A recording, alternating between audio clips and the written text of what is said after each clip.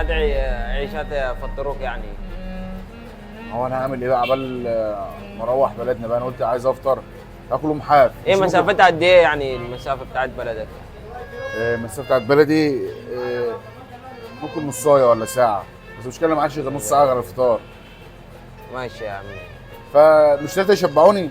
لا والله الثلاثه مش يبيعوك، ومش هينفع اصلا ب 2 جنيه يعني. انت مش معاك فلوس خالص يعني ولا ايه؟ مش معايا فلوس خالص الصراحه. والله؟ والله.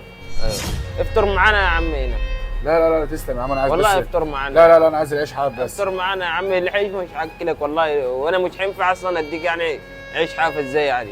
انا هاكله حاف، انا هاكله لا حاف. يا عم حرام والله، يا ربنا بيزني انا اديك عيش حاف لا يا عم. انت مالك؟ مش بتبيع عيش؟ لا يا عم مش انت بتبيع عيش؟ مش هينفع والله. فهمني بس، مش بتبيع عيش؟ انا ببيع عيش. انا حر يا عم، اكله حاف، لا اكله يا حاجه، عم. انا حر. لا يا عم هتفطر معايا ان شاء الله، حتى لو بعيش وملح بس هتفطر معايا وبعدين نشوف الدنيا.